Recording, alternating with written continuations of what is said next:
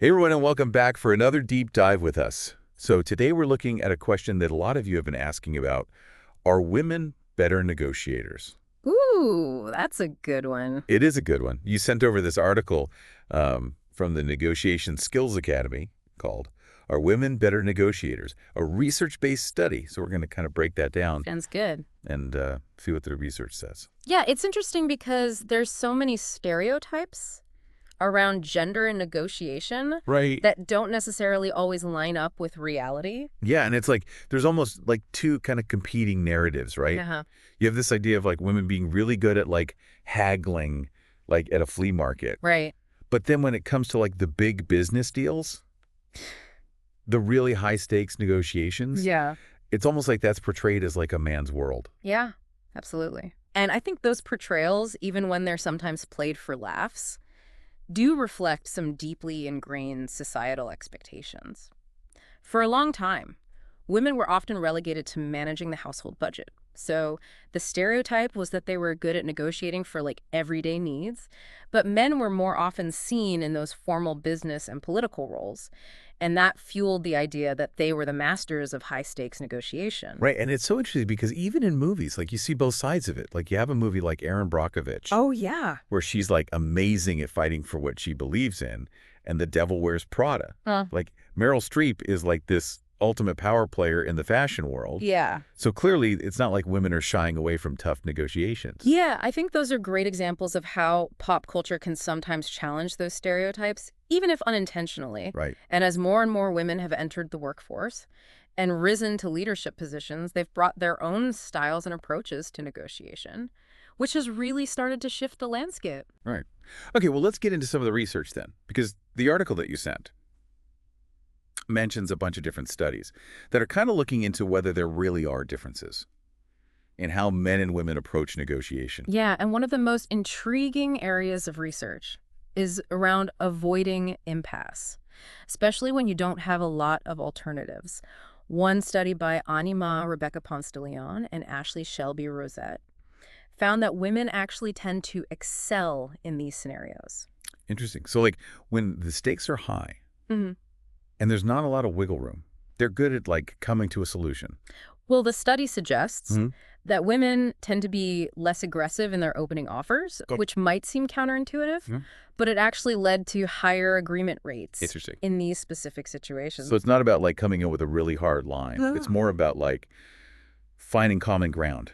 Yeah. And reaching a solution that works for everyone. I mean, that makes sense, especially if you're in a context where you need to preserve relationships or if resources are limited. Like, you can't just walk away from the table. Exactly. But I do want to be clear. It's not that women are inherently less assertive negotiators across the board.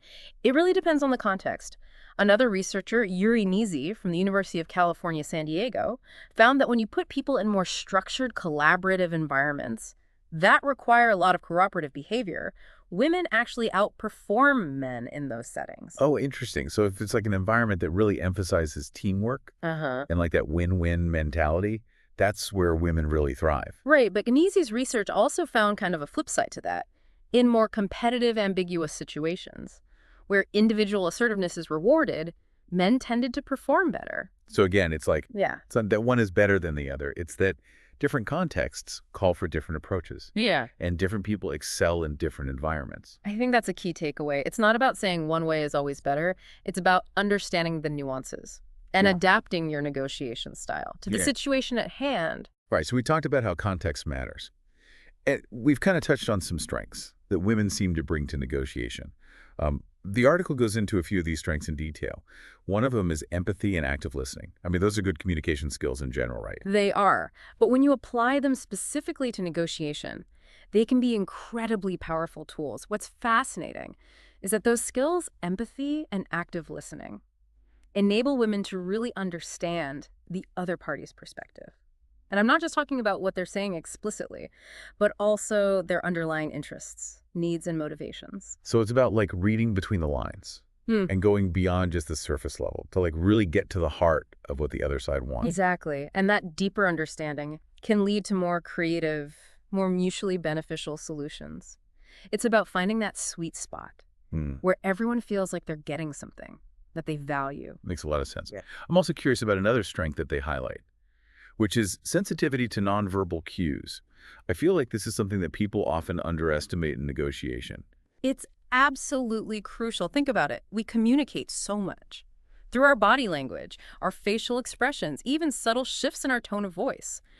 And women, according to a lot of research, are often more attuned to those nonverbal signals, which can give them a real edge in understanding what the other person is truly thinking or feeling, even if they're not saying it directly. Yeah, it's almost like having this extra layer of information to work with, Yeah. which is super valuable when you're trying to gauge the other Yeah. side's reaction and tailor your approach accordingly. Exactly. Being able to pick up on those unspoken cues can help you adjust your strategy on the fly, which is essential in any negotiation. Right. So empathy, active listening. Picking up on those nonverbal cues, another strength that the article mentions, is something we already touched on, which is that collaborative approach, like that win-win mindset. Okay, two more strengths that we should touch on. One is adaptability and flexibility. I mean, this seems like it would be essential in any negotiation. Right. Things rarely go exactly according to plan. You're absolutely right. Negotiation is a dynamic process, and you need to be able to adjust your approach as new information emerges or obstacles arise. And what's interesting is that research suggests women are often more adept at this kind of flexibility. They're more willing to shift their strategies, modify proposals, and find creative workarounds. When faced with challenges, so they're able to kind of pivot. Yeah. And find solutions even when the path isn't clear-cut. I mean, that's valuable in any context, especially in a world that's constantly changing, and you can't always predict what's going to happen next. It is. That kind of adaptability is essential for navigating the complexities of negotiation and finding win-win solutions even when things get tough. Yeah. And then finally, the article highlights resilience in the face of setbacks. I mean, given all the challenges we've talked about already, especially around biases and stereotypes, it seems like this would be a crucial quality for any negotiator, but perhaps even more so for women. It's absolutely essential, especially given the systemic barriers that women often face. The research shows that women often encounter higher rejection rates and encounter more resistance in negotiation settings. But despite those obstacles, they demonstrate remarkable persistence. They don't give up easily. So even though they're facing an uphill battle in many cases, they keep pushing forward and advocating for what they deserve. They've learned to navigate a system that isn't always fair and to keep striving for their goals. Even when they encounter roadblocks, it's a testament to their strength and determination. Yeah. So we've talked a lot about the strengths that women bring to the negotiation table. So we've covered a lot of ground already, from stereotypes and historical context to the specific strengths and challenges that women face. When it comes to negotiation, we've touched on some of the research that's kind of shedding light on these issues, but we still have so much more to explore, particularly around those shifting trends and evolving stereotypes that you mentioned earlier. You're right. We've only scratched the surface. In the next part of our deep dive, we'll delve into how those gender roles are changing in the workplace, how women's negotiation styles are evolving, and what that means for the future of negotiation, particularly as it relates to closing those persistent gender pay gaps. I'm looking forward to that. Well, thanks for joining us so far for part 1 of this deep dive. We'll be back soon with part 2, where we'll continue to explore this fascinating world of women and negotiation.